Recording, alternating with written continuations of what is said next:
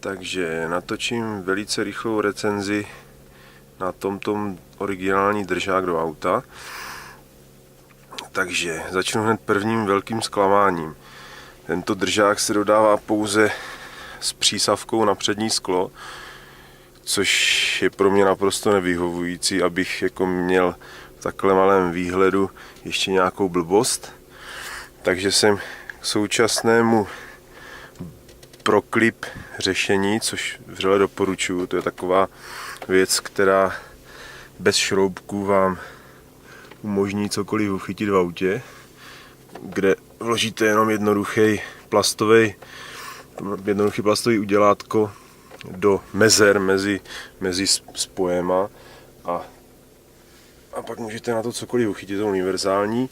Takže využil jsem starého tohohle řešení a k tomu jsem použil, k tomu dodává takovou nalepovací kulíčku, nalepovací kroužek, nebo nevím, jak to říct, ke kterému jsem jakoby přisál tu přísavku. Jako je to řešení dost pochybný, očekával bych, že tom dodá aspoň nějaký šroubovací prostě nástavec, jo, který se tady k tomuhle přišroubuje, ale bohužel nic takového nepřišlo. Tak, druhá věc, co mi teda jakože hodně vadí, a u toho asi skončím, tak to je jakoby mohutnost nebo konstrukční tuhost toho celého držáku. Když jedete na D1 a jedete docela rychle v pravém pruhu, tak jakože se takhle třepe. Není to úplně optimální, protože je tam pro mě zbytečný kloup na otáčení. To je prostě pro mě jako k ničemu. Já mám navigaci vždycky v téhle poloze. Tak, a teď začneme těma výhodama.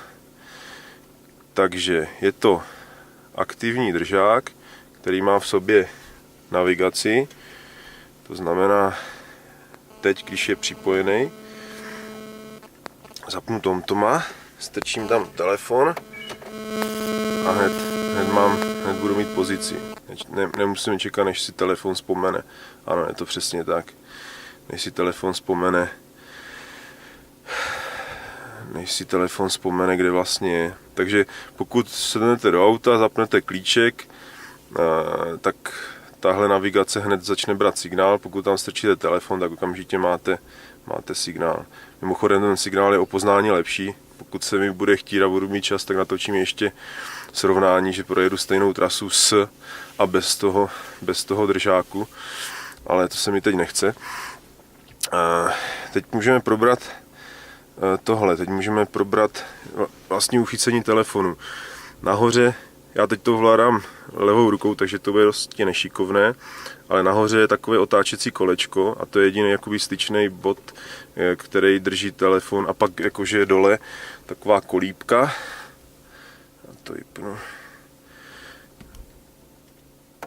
Doufám, že mi nespadne. Tak, dole je taková kolíbka, ve které se telefon jakože zoupne.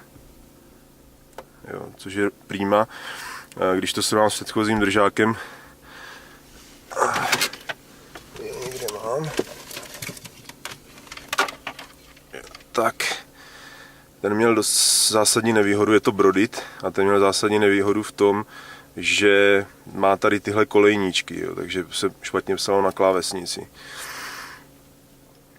Ale měl výhodu tu, že zaprvé byl možný ho našroubovat a byl dost tuhý, takže jako telefon v tom držel jak přibítý.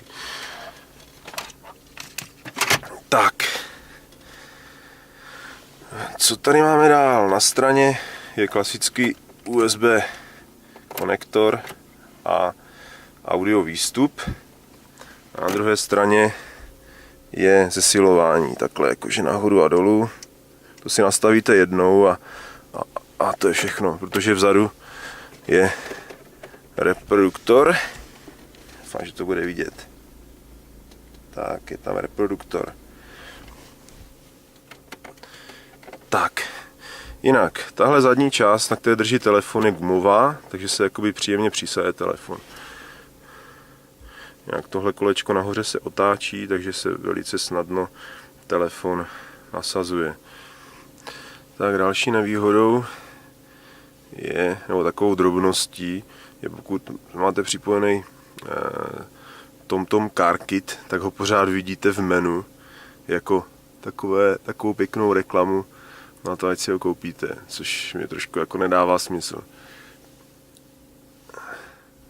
Tak potom mám ještě jednu důležitou informaci, a to, že tento držák funguje systémově. Teď ukážu názornou ukázku.